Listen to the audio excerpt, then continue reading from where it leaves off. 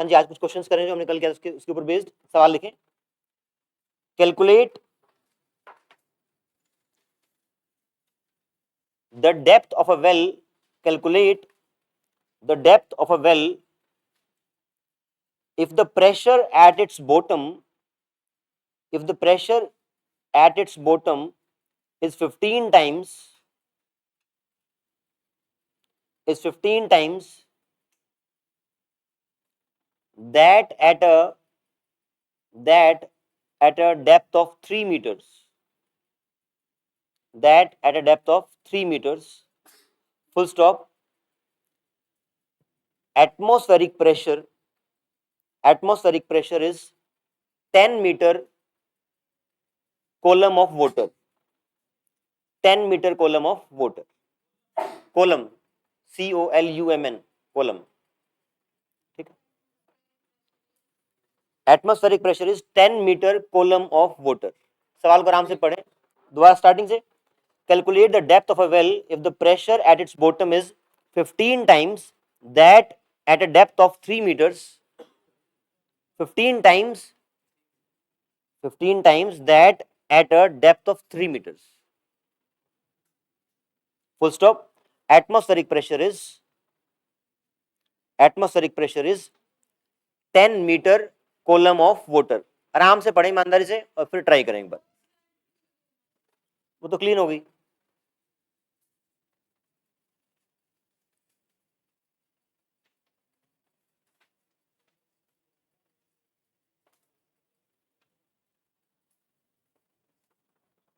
शायद अंडू करके आ जाएगा ना। हाँ आ गई, ये आ गई।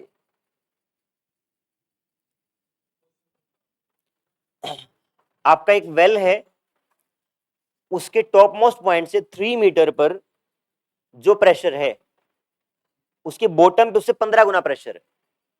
एक वेल है, उसके टॉप मोस्ट पॉइंट से 3 मीटर पे जो प्रेशर है उसकी तुलना में बॉटम पॉइंट पे 15 गुना प्रेशर है, और एटमॉस्फेरिक प्रेशर यहां पे दे रखा है 10 मीटर कॉलम ऑफ वाटर, जो हमने कल कैलकुलेट भी किया था ये सवाल। तो आपको बॉटम उसकी वेल की डेप्थ निकालनी है।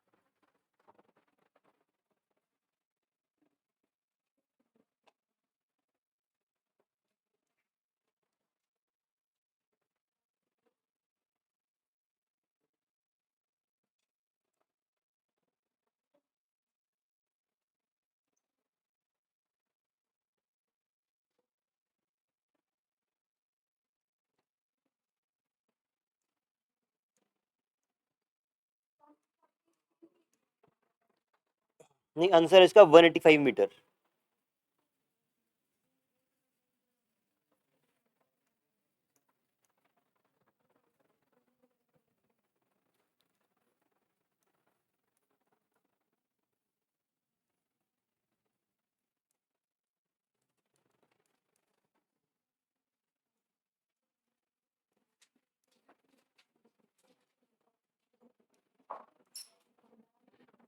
देखिए मैं सवाल क्या है, आपका एटमॉस्फेरिक प्रेशर अब मान लो P नॉट है,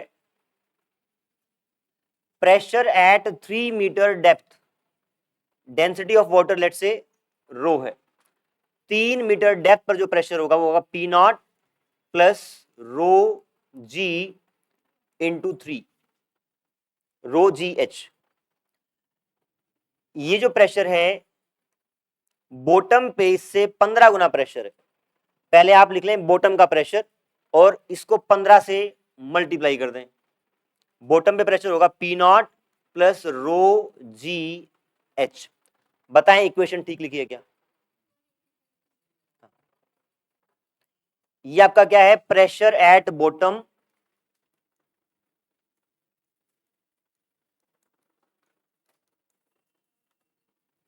ये है आपका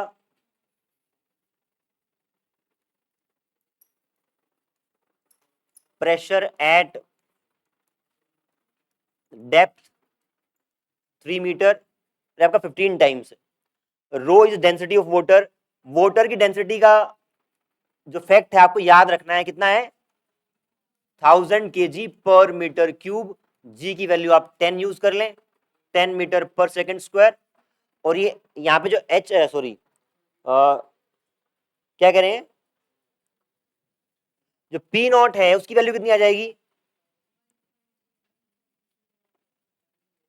एक्चुअली वो तो होती है, बट यहां पे आप अगर इजी करना, हाँ हाँ इजी करना चाहें तो P naught is rho g into 10, क्योंकि atmospheric pressure is equivalent to 10 metre column of water दे रखा है। अगर आप वो करेंगे तो उससे थोड़ा मुश्किल रहेगा, इससे आसान रहेगा। तो आप यहां पे पुट कर दें पी नॉट की जगह रो जी 10, तो रो जी कट जाएगा सर हर जगह से।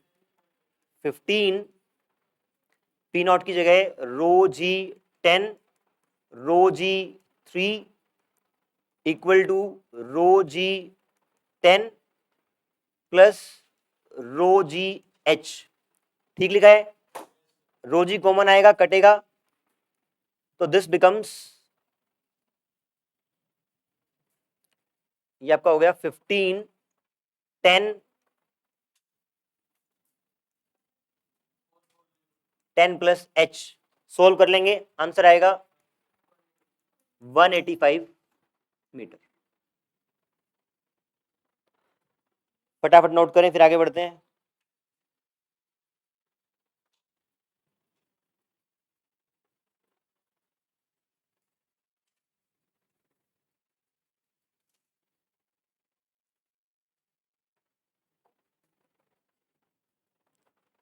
बताएं, पूछना है कुछ?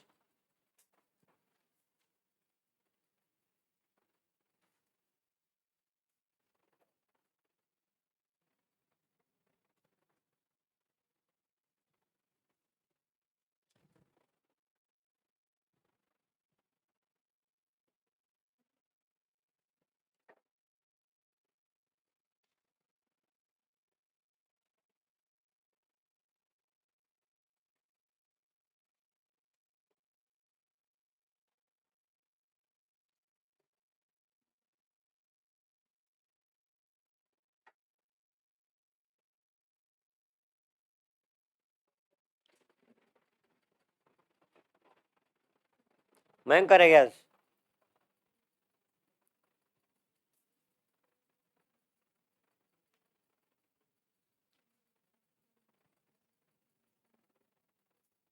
डन, आगे बढ़े। अगला सवाल देखें। अगले सवाल की फिगर ये है, आप पहले नोट करें, उसके बाद फिगर ड्रॉ कर लेना। नोट करें आप, two liquids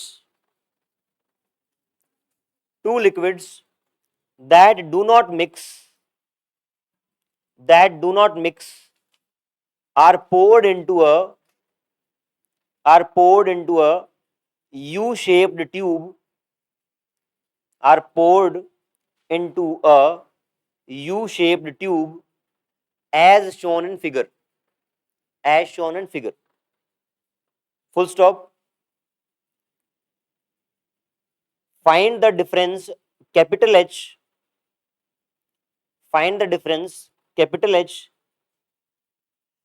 In these heights of liquid.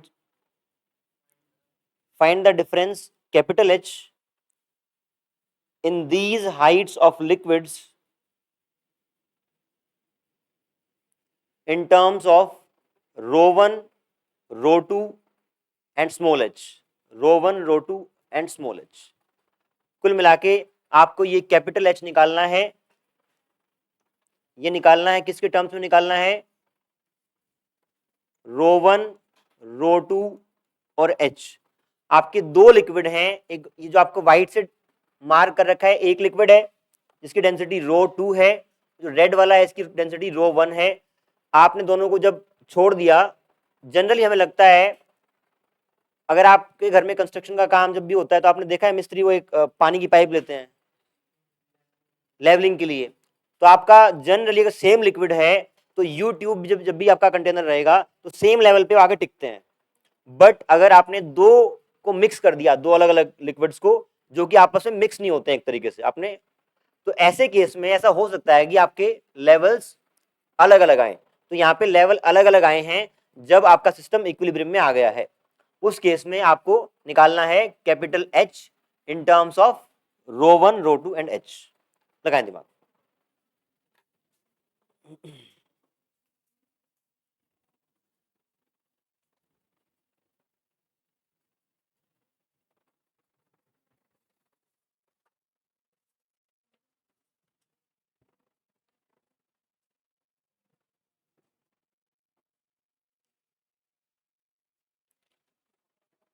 लिखते वक्त थोड़ी तेजी करेंगे, समझते वक्त आराम से कर सकते हैं। तेजी करो फटाफट।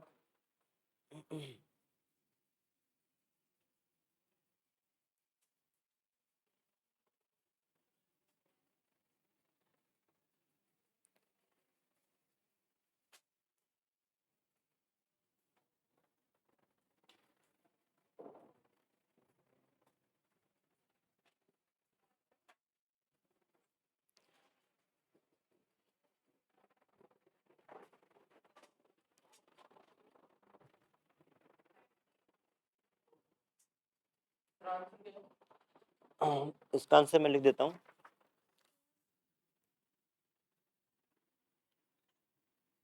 सही आंसर आता है rho one minus rho two upon rho two into H. बढ़िया। शॉर्ट ट्रिक लगाएंगे तो आप जहां तक लिक्विड सेम है उन दो लेवल्स पर प्रेशर इक्वेट कर दें। तो प्रेशर आपका इसका आ जाएगा, यहां पे इसका आ जाएगा, और फिर आप इक्वेट करेंगे डायरेक्टली आंसर आ जाएगा।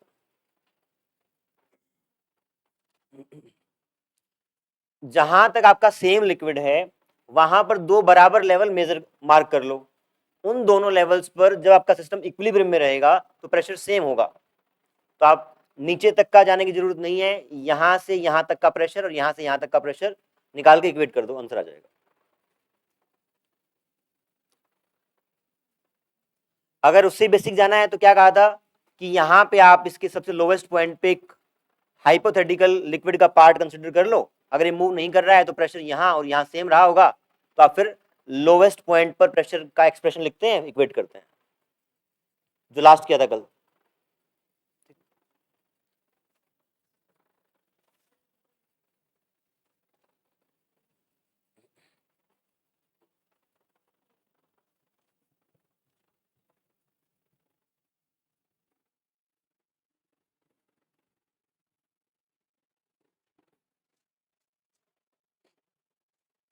हो गया, हो गया, हो गए। देख लें आप, यहां पर प्रेशर कितना होगा, यहां पी नॉट है और साथ में इसका हो जाएगा पी नॉट प्लस रो कौन सा, सेकंड वाला, इसमें रो सेकंड वाला यूज होगा, रो टू जी, और हाइट कितनी है capital H plus small H. ये यहां का प्रेशर हुआ, यहां का pressure P nought plus rho one g small H. P nought कटेगा, आपको निकालना क्या है कैपिटल एच। आप सिंप्लीफाई कर लें, जी कैंसिल हो जाएगा शायद, ये आपका rho one H rho two H plus rho two small H.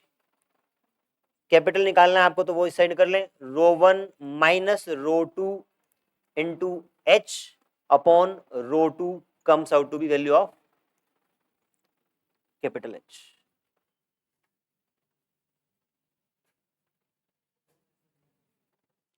Done.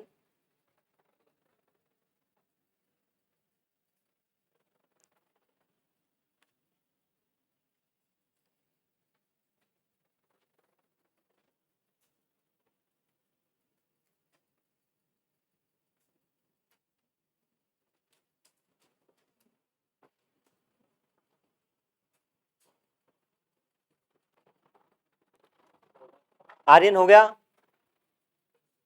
नहीं बता, तू आज सुस्त लग रहा है कुछ यार, बता कहाँ डाउट है? लेफ्ट वाले में इसलिए रोटू नहीं आया क्योंकि आपको यहां से यहां तक का प्रेशर लेके आना था। लिक्विड की डेंसिटी क्या है? ρ1। तो यहां P0 प्लस ρ1 GH तो आएगा, जो लिक्विड है उसी की आपकी डेंसिटी यूज होगी। डन, आगे बढ़े, सवाल लिखें एक और। A vertical U tube, a vertical U tube, हाँ यार U tube, U, a vertical U tube of cross section of uniform cross section contains mercury in both arms. Uniform cross section contains mercury in both arms. Full stop. A glycerine, full stop, a glycerine bracket में relative density 1.3, relative density 1.3 bracket बंद को, द्वारा बोल रहा हूं, glycerine relative density 1.3, column of length 10 centimetre, column of length 10 centimetre is introduced, हाँ जी, 1.3 column of 10 centimetre, column of length 10 centimetre introduced into one of its arms. पहले क्या बोला है? एक यू शेप्ड आपकी ट्यूब है, उसमें आपका मरकरी डाला है, तो बराबर लेवल आ जाएगा पहले तो। फिर एक की तरफ क्या डाला है? ग्लाइसरीन डाला है, उसके कारण से आपके लेवल्स पे डिस्टर्ब हो जाएंगे। यहां तक ठीक है? फिर आप लिखें फुल स्टॉप के बाद, oil, oil of density, oil of density 800 kg, oil of density 800 kg per meter cube is poured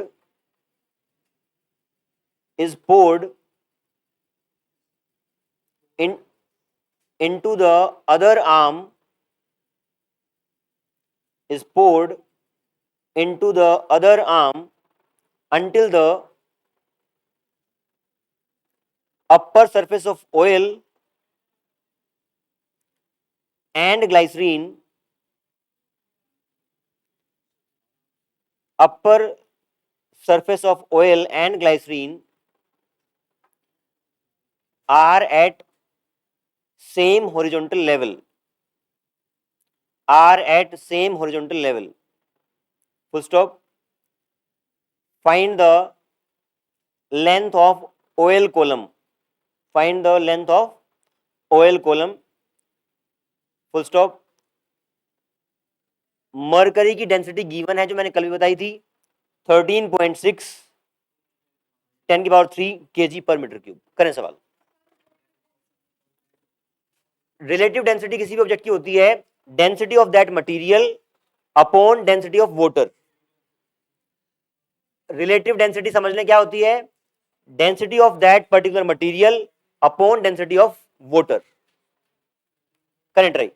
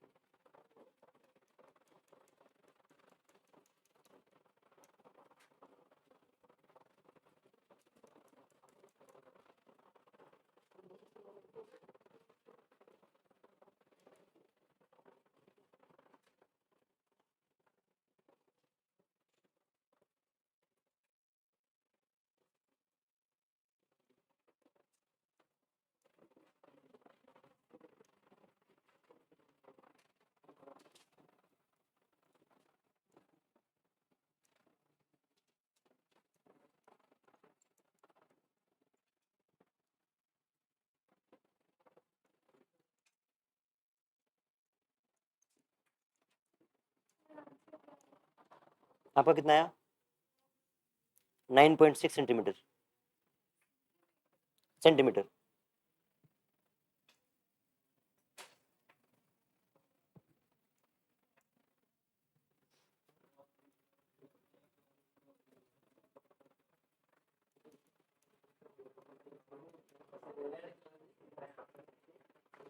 बता दूंगा क्या है।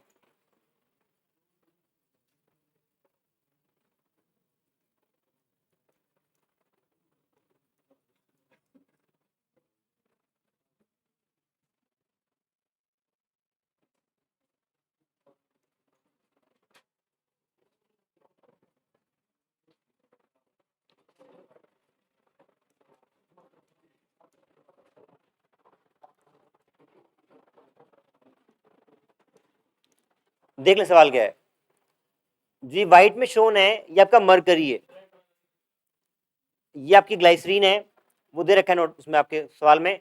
इसकी हाइट 10 सेंटीमीटर है और डेंसिटी भी गिवन है, ये ग्लाइसरीन है। ठीक है, स्टार्टिंग में आपने इसमें सिर्फ मरकरी पोर किया तो इनका बराबर लेवल रहा होगा। ठीक है, उसके बाद जब आपने यहां से ग्लाइसरीन पोर किया 10 सेंटीमीटर कॉलम का, तो ये लेवल डिस्टर्ब हो गए होंगे। ठीक है, फिर दूसरे में आपने ऑयल पोर किया है, और तब तक पोर किया है कि जब तक उनके टॉप मोस्ट लेवल बराबर ना हो जाए। ये दोनों लेवल बराबर है। आपको निकालना है कि कितने लेंथ कॉलम का आपने ऑयल को इसके अंदर पोर किया है, ये निकालना है।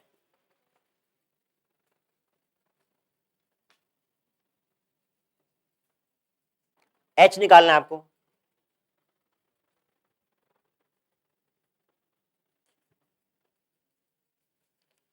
सवाल किसी को समझ में नहीं आया तो पूछ सकते हैं, निकालें। सबसे आसान तरीका क्या है? जिस लेवल के बाद दोनों लिक्विड सेम हैं, ठीक करें।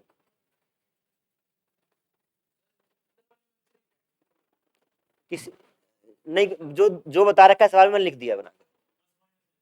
हाँ जी, आपको करना है जो करना है। ये 10 यहां तक नहीं है, देखो ये ऊपर तक है, आप देखें वो। आंसर है इसका 9.6 सेंटीमीटर।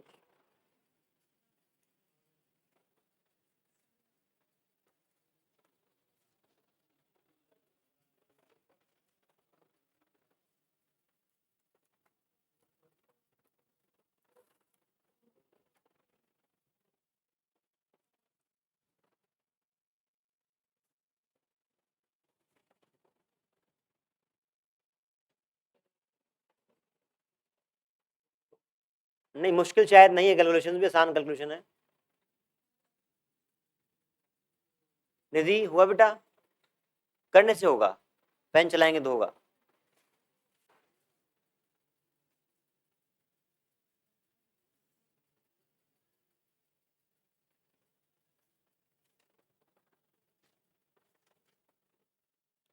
सवाल फटाफट लिखा करें, आप तो सवाल में टाइम खराब कर देंगे।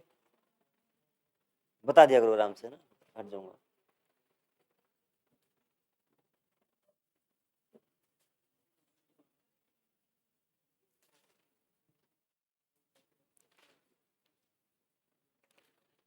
यूनिट्स का ध्यान रखना कि किस में पुट करना है। वहां 10 सेंटीमीटर गिवन है, अगर कहीं मीटर में कन्वर्ट करना हो तो आप वो ध्यान रखें।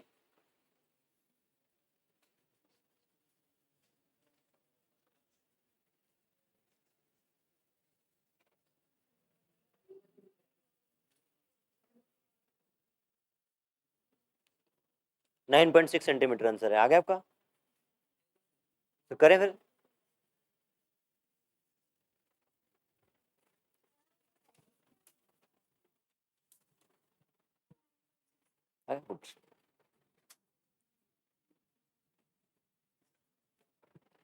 हाँ जी बच्चों, बताऊं क्या? देख लें आप, जिस लेवल के बाद आपका सेम लिक्विड है वहां पर आप प्रेशर इक्वेट कर सकते हैं। ये लेंथ पता है, ये आपकी एच हो गई, तो ये कितनी हो जाएगी? 10 - h।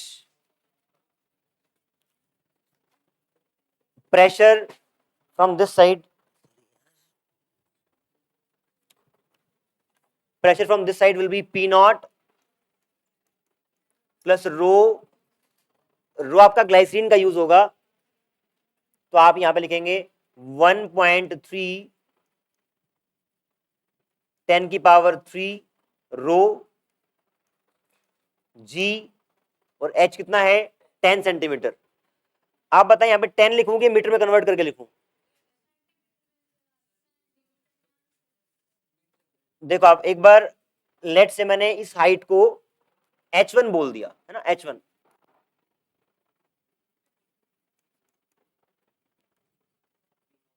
और उस साइड आपका आ जाएगा P नॉट, डेंसिटी अब इसकी यूज होगी 800, अगर 800 है तो आप उसको लिख लें 0.8 10⁻³ kg/m³, क्योंकि 10⁻³ है वो दोनों में कट जाएगा। मैंने क्या लिखा है इस 800 को 0.8 इंटू 10⁻³ kg/m³, रो हो गया, जी हो गया, और H प्लस, अब बच गया ये आपका मरकरी। मरकरी की डेंसिटी ये है 13.6 10⁻³, रो आ गया, जी आ गया, H is 10 minus H। P not कटेगा दोनों साइड से, क्या 10⁻³ कटेगा? जी भी कटेगा क्या? अब देखें दोनों साइड बच गया H1 यहाँ पे H, यहाँ 10 माइनस H, तो आप सेंटीमीटर में पुट करो, मीटर में पुट करो, कोई फर्क नहीं पड़ेगा, है ना, क्योंकि वो कटना है, अगर आप उसको कन्वर्ट भी करोगे तो कट जाएगा वो। तो सिंपली आप यहाँ पे लिखें H1 1.3 H1 equal to 0.8, H1 की वैल्यू शायद दे रखी है, हाँ जी दे रखी है,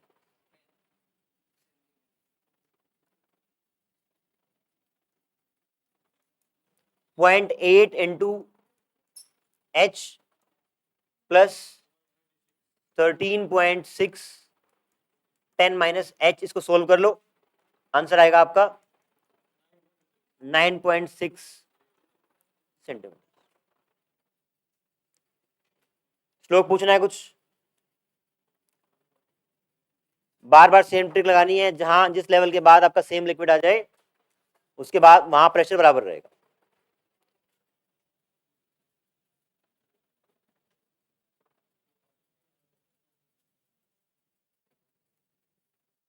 देख लिया, आगे बढ़ते हैं। Next topic is Pascal's law.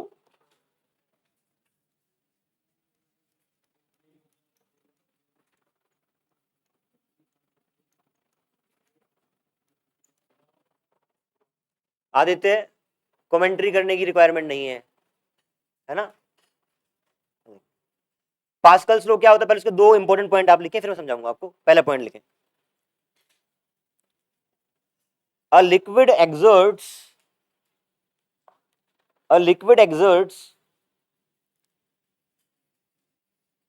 equal pressure in all directions. A liquid exerts equal pressure in all directions, ये पहला पॉइंट है इसका। सेकंड पॉइंट लिखेंगे, हाँ जी, a liquid exerts equal pressure in all directions, in all directions। Second point लिखेंगे, if the pressure in an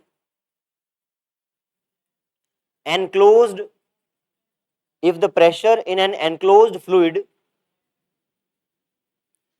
is changed at a particular point, if the pressure in an enclosed fluid is changed at a particular point, comma, the change is transmitted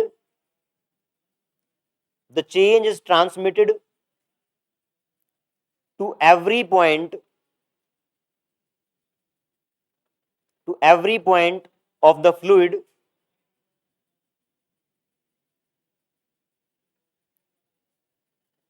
and to the walls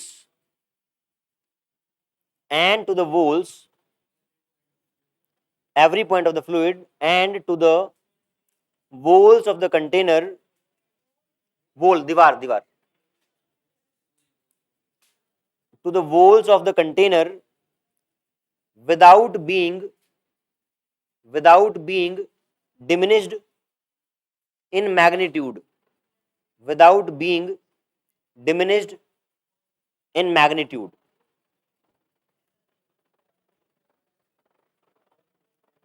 समझते हैं क्या मतलब इसका? Without being diminished in magnitude.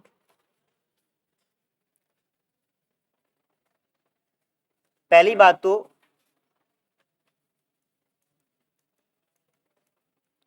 अगर इस point पर आप देखें, इस पॉइंट पर लिक्विड का प्रेशर हर डायरेक्शन में सेम है. कैसे समझेंगे इसको? फॉर एग्जांपल आपने यहां पे इस पॉइंट पर एक बंद कंटेनर रख लिया, इसके अंदर पानी नहीं एंटर करना, मतलब एक पानी की बाल्टी है और एक बंद डब्बा आपने उसके अंदर ऐसे रखा. इस पॉइंट जो नीचे वाला सरफेस है, अगर वो अचानक से खुल जाए तो क्या पानी अंदर एंटर करेगा? आपका खाली डब्बा है ना, गैस मान लो, है ना, फिर भी जाएगा अंदर, गैस तब भी जाएगा, वैक्यूम में तो जाएगा. कहने का मतलब है एक डब्बा आपने रखा है, नीचे वाला सरफेस एकदम हट गया तो क्या पानी अंदर जाएगा? इसका मतलब वो वाला पार्ट उसको रोक के रखा हुआ था. अगर ये वाला पार्ट जो था डब्बे का वो पानी के ऊपर फोर्स लगा रहा था तो पानी भी डब्बे के ऊपर फोर्स लगा रहा होगा थर्ड लो.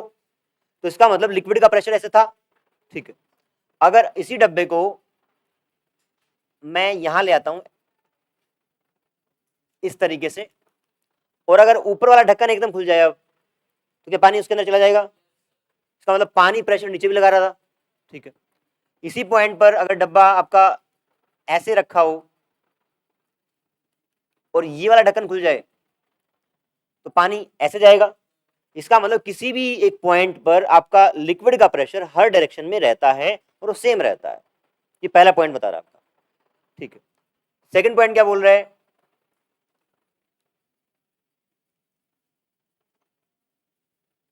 लेट्स से आपका एक ऐसा एक कंटेनर है और इसके अंदर आपका फ्लूइड या लिक्विड फिल्ड है. ये दोनों आपके मूवेबल पिस्टन हैं, और ऐसा मान लें कि मासलेस है, मूवेबल पिस्टन है और बंद है आपके. यहां पर इसका एरिया आप मान लें A1 और इसका एरिया मान लें A2. A2 एरिया कौन सा? ये वाला क्रॉस सेक्शन एरिया, ये आपका A1 एरिया. ये अगर यहां कैसे भी करके मैंने एक फोर्स लगा दिया F1, तो प्रेशर जो कि बढ़ा इस पॉइंट पर, वो प्रेशर बढ़ा F1 बाय A. लिक्विड के इस पोर्शन पे आपने इतना प्रेशर बढ़ा दिया. तो सेकंड पॉइंट बोल रहा है अगर आप एक क्लोज्ड कंटेनर में एक लिक्विड या फ्लूइड है, उसके एक पॉइंट पर एक प्रेशर बढ़ाओगे तो वो प्रेशर आपके सारे लिक्विड में ट्रांसमिट हो जाएगा, even to the walls of container also. कहने का मतलब जब आप यहाँ पे जोर लगाओगे तो हर पॉइंट पे, इस पॉइंट पे पहले जो भी प्रेशर था उसमें ये वाला प्रेशर ऐड हो जाएगा. दीवार के हर पोर्शन में सब जगह प्रेशर आपका ऐड ऑन हो जाएगा. ये पॉइंट सेकंड बता रहा है. समझ में आया? ठीक है, अब इसका एप्लीकेशन है. एक एप्लीकेशन का इसमें नाम है हाइड्रोलिक लिफ्ट. सुना है आपने?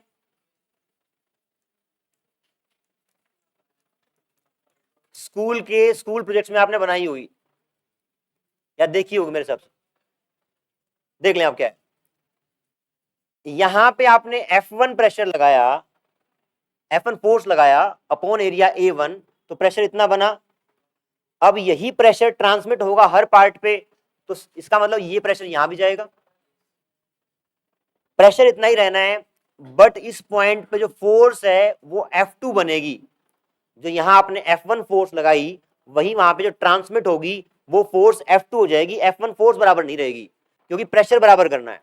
तो प्रेशर बराबर करना है, तो यहां जो प्रेशर ट्रांसमिट हुआ that pressure transmitted should be equal to this one. ये आपने अप्लाई किया है प्रेशर और इतना ही प्रेशर वहां ट्रांसमिट होगा, तो transmitted pressure will be F2 by A2, दोनों बराबर रहेंगे। F1 by A1 equal to, कौन सा फोर्स बड़ा होगा? यहां पे एरिया A2 बड़ा है, A2 इज मोर देन, तो कौन सा बड़ा होगा फोर्स? F1 बड़ा होगा, F2 बड़ा होगा। अगर ये वाला टर्म बड़ा है तो ये वाला टर्म बड़ा होना पड़ेगा to keep the thing same, F2 force बड़ा होगा। इसका मतलब यहां पर आप एक कम वेट रख के, फॉर एग्जाम्पल ऐसा भी हो सकता है, अगर एरिया को आपने मतलब ठीक से मैनेज किया है, तो आप एक यहां पे एक हाथ से फोर्स लगाएंगे और यहां पर एक हाथी को बैलेंस कर सकते हैं, क्योंकि देखो ना ये वाला फोर्स बड़ा है ना, जितना एरिया बढ़ाएंगे आप प्रेशर उतना ही ट्रांसमिट होना है। तो यहां एरिया कम है तो कम फोर्स से उतना प्रेशर बन जाएगा, वहां एरिया ज्यादा है तो ज्यादा फोर्स से उतना प्रेशर बनेगा। तो आप यहां कम फोर्स लगा के भी वहां एक बड़े ऑब्जेक्ट को बैलेंस कर सकते हैं। इसको बोलते हैं हाइड्रोलिक लिफ्ट, पानी से बनने वाली लिफ्ट। जो आपकी कार वॉशिंग होती है, शायद आज भी टेक्नोलॉजी सेम यूज होती है, कार को लिफ्ट करते हैं ना वो, तो कम फोर्स लगा के ये वाला सिस्टम यूज होता है, उससे आपकी कार लिफ्ट होती है। तो एक साइड आपने फोर्स कम लगाया और दूसरी साइड वो फोर्स बड़ा बन गया, ये आपकी हाइड्रोलिक लिफ्ट का कॉन्सेप्ट है। आप इसमें बस इतना कर लें, क्या F1 बाई A1 बराबर है F2 बाई A2, और A1 कम है as compare to A2, therefore F2 is greater than F1। आप साथ में लिख सकते हैं a heavier object on right side, a heavier object on right side can be balanced by a small force on left side. A heavier object on right side can be balanced by a small force on left side. इतना ही करते हैं आज, thank you.